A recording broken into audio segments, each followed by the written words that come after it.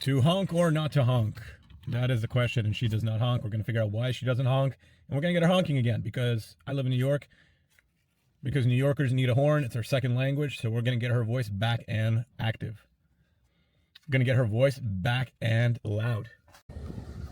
So when diagnosing, we always hope there's going to be something simple. Go ahead for the fuse box underneath the hood. In the back, you have this tooth. If you just pull up on it, it pops out more or less very willingly.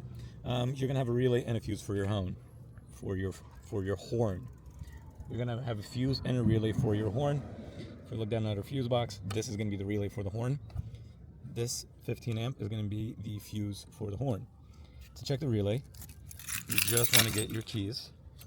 And let's see if I can do this while I hold the camera. Okay, so in the same hand that I'm filming, I have my keys. My keys are going to be hitting the lock button. When you hit the lock button, if you put your finger on the fuse, you feel a click. I'm not sure if the click is audible, but if you have your finger on it, you can definitely feel something just going to touch your finger. And that's clicking, so that means that works. Another way that you could test this, have someone honk the horn while you have your finger on it. And also if you feel a clicking there, that means the relay is working. The fuse, you can put a tester on it, or you can swap it with another fuse that you have over here. That didn't help either. So then really the problem is going to go to our actual physical horn.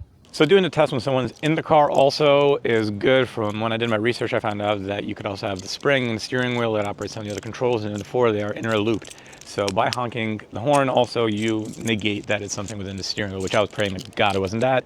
So the problem is most likely with our horn. So now we're going to pop it off. It's some 10mm bolts. It's a couple of electrical connectors. You do have a splash guard that is guarding at the frontmost one, which for me is 2 Phillips heads, 2 clips. I only undid it on one side. In the middle, you have these 2 T27 Allen keys. Splash shield drops down. It's the frontmost one, and that gives you clear access to the horn. I also jack the car up, just have a little more access. Now we're going to get out the problem child and see if we can fix it. So I didn't take the splash shield off all the way. Honestly, there is no need, in my opinion. I have glorious access now to the horn. It's a 2 horn, so you have one here already took off. There's a 10mm bolt. I was holding it on here. And to be honest, I did that before I jacked her up, which was just silly. Tight area, if you have a little mini stub wrench, I recommend those. Okay, hold on here. Yep, lefty loosey. Surprised I still have to tell myself that, but you know. Alrighty.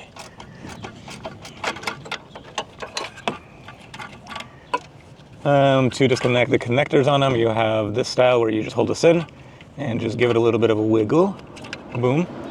We have one guy disconnected just to get a little bit better access. There we go.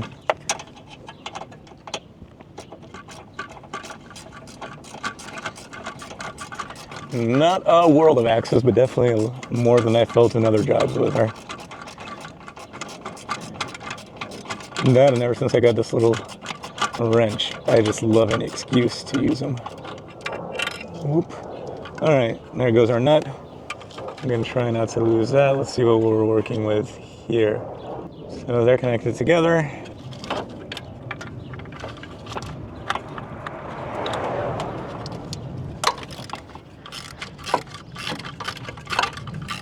I mean, you could do the wrench, or alternatively, you could use the actual part to unscrew.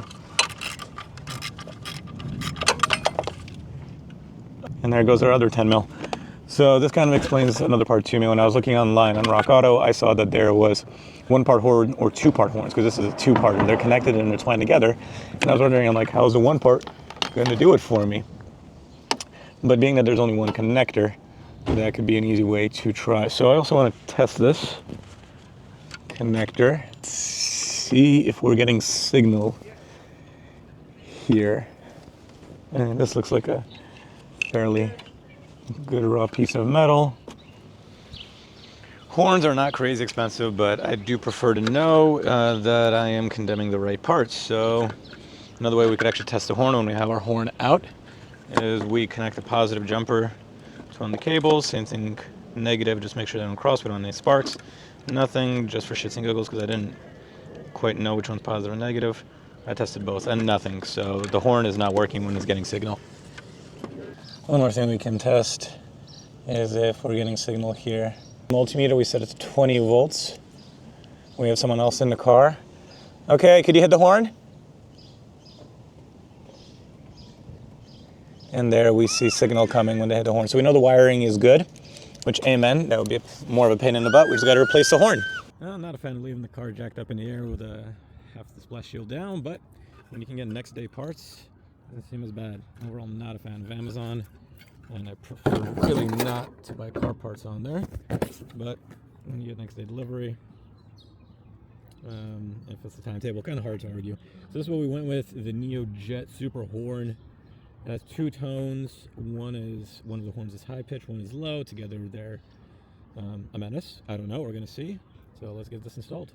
So this is what we get. I feel like it may be made in China, but what isn't, right? There are two horns in here. There's one, there's two. We get some hardware, there's enough hardware, all the electrical connectors for it, and some brackets and some nuts. And even a little manual telling us on how to connect it. Oop, and there goes half the kit. Anyway, this is what you get with the kit. I'll of course link it in the description in case you want to get it. Pretty straightforward directions, I do like that. So we're going to pop these in now. Maybe I'm being lazy, but I do love to figure things out. So we have one that, you hear that little click, clicks in. On the second one you have the connector. Now the second one, I think you see where we're going with it. Same thing, we just click it, hopefully right side up. Click it right here onto the terminal. Squeeze, there it is. You hear the double click. I don't think we'll need the hardware. We'll see if we just compare it quickly to our old horn system. The back looks very similar. The electrical connector that comes off is pretty much identical. They gave us two new nuts, so we're going to use those even though I saved the old ones. And let's just check. The connector also looks the same because you have the pins off to one side. So overall, just at face value, it does look like a good solution. Now all we got to do is just plug it in and honk that horn. Alright, so this is the bracket that we took off. Two horns go in here, connector goes in here. You cannot put yourself like that, Bob. I love a life of danger. Alright, so you know what, even just as a test, we're going to connect the horn first before we start bolting things down. Alright.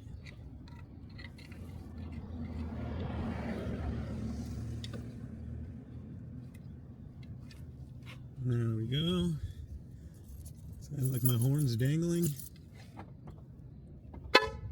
God, that's loud. That was just my keys. Alright. Testing successful. I didn't wake up the baby. Baby's having a really good nap. Now all that's left to just tie everything up, put out that splash shield, and this is donezo. Alright, so this is our bracket. And our bracket is here.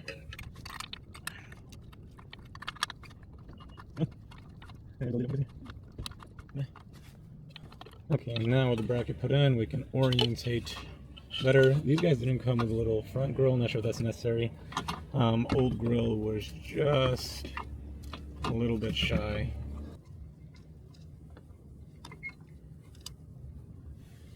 Alright, well, there goes one. And this guy. And this.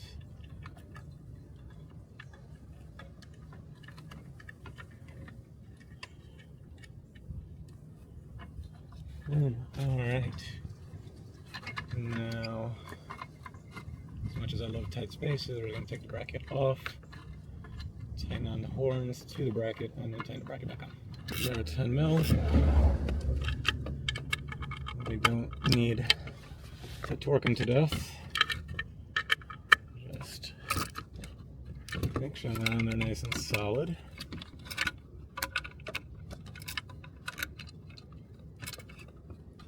Okay.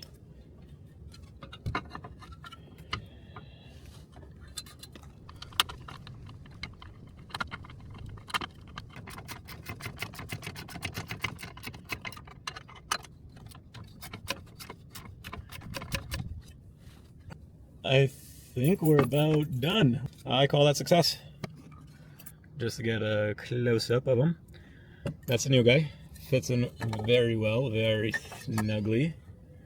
I just tried to have the horns pointing outwards. So if I do need to honk, it goes in the right direction. Once all tightened down, the only thing that's left to do now is put on the splash shield, drop the car.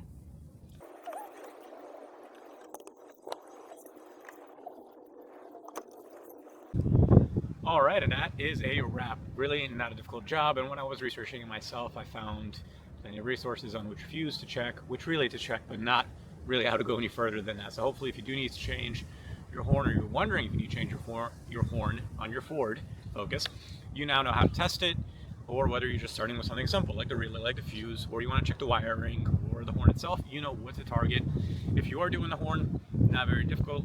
You know where it's at, unscrewing it, putting a new one in. And the one I found on Amazon did fit perfectly, 1-for-1. I even think that she has the same tone, maybe just a little bit louder. I was thinking about putting in something a little bit more playful. The horn would have different melodies, but I didn't find any easy solutions to that. So either I go with the original one and I can use the steering wheel to honk, or I need to go aftermarket. It has different melodies, but it's going to be controlled by a remote, which I found to be distracting if I'm driving. So no. Though I may still explore that. You guys, you let me know if you find that to be something that you want to see. I could implement that over on my K truck, because God knows she is kind of comical and different. I think different melodies could be fun on her. She is kind of cute. She is kind of comical. Let me know if you want to see that. I can make a video for it. Otherwise, hopefully you found this helpful. Good on keeping your car alive and well, even if it is 16 years old, like this Focus. So remember guys, don't be scared of a used car. It can take you far. See you for the next one.